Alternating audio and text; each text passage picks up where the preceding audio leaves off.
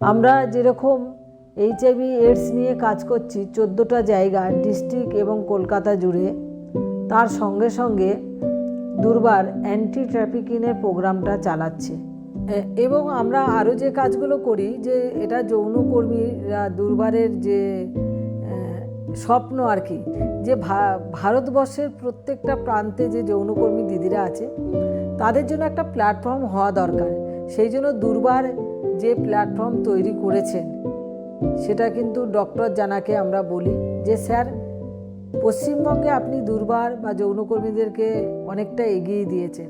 নমস্কার, আমার নাম বিশাখা লস্কর। আমি দুর্বার মহিলা সমন্বয় কমিটির সেক্রেটারি। বিগত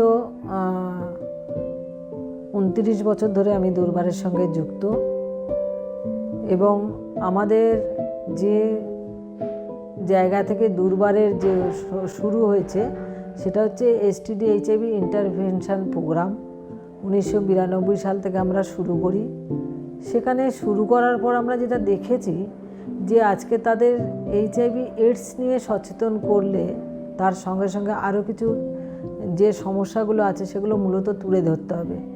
সেখানে যৌনকর্মী, তাদের স্বাস্থ্য, শিক্ষা এবং বাসস্থান, এবং সেই বাসস্থানে ব্যবস্থা যদি না থাকে সে সুস্থভাবে যৌন পেশাটা করবে কী করে, এবং তাদের সন্তানদের কথা বলবো। সন্তানদের তাদের পড়াশুনো, তারা বিভিন্নভাবে স্কুলে যাওয়ার পরে ড্রপ আউট হচ্ছে, এই ইত্যাদি ব্যাপারগুলো আমরা চিহ্নিত করি এবং তাদের সঙ্গে শুরু করি। এই মুহূর্তে 1700 মেয়েকে আমরা এই যৌন পেশা থেকে তুলে তাদেরকে বিভিন্ন সরকারি হোমে সিডব্লিউসির মাধ্যম থেকে এবং তাদের বাড়িতে পৌঁছানো, সেটা পুলিশের মাধ্যমে বা আমরা নিজেরাই গিয়ে আমরা যেটা দেখি, সেই মেয়েটাই এই যৌন পেশায় আসার পর তার গ্রামে যদি জানতে পারে সেটা মেয়েটা কিন্তু আবার ট্রাফিকিং হবে। সেই জন্য আমরা এটাকে প্রকাশ সবার কাছে না করে তার পরিবারের, যেরকম বাবা মা, যদি বাবা মা না থাকে তার কার দায়িত্বে সেই মেয়েটি থাকে তার হাতে আমরা হ্যান্ডওভার করিয়ে পুরো ডকুমেন্টেশন তৈরি করে ফরম্যাট করে আমরা ছাড়ি এবং সেটা 3 মাস পর পর আমরা এটা ফলো আপ করি। এই মুহূর্তে প্রায় 10টা জায়গায় আমরা কোচিং সেন্টার শুরু করেছি, সেগুলো চলছে।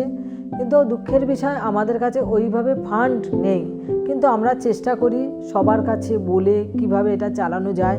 সত্যি আপনারা জানেন 2000 টাকার কোনো মূল্য নেই। একটা টিচারকে যদি 2000 টাকা দেই, সে কি বাইরে থেকে পড়াতে আসবে?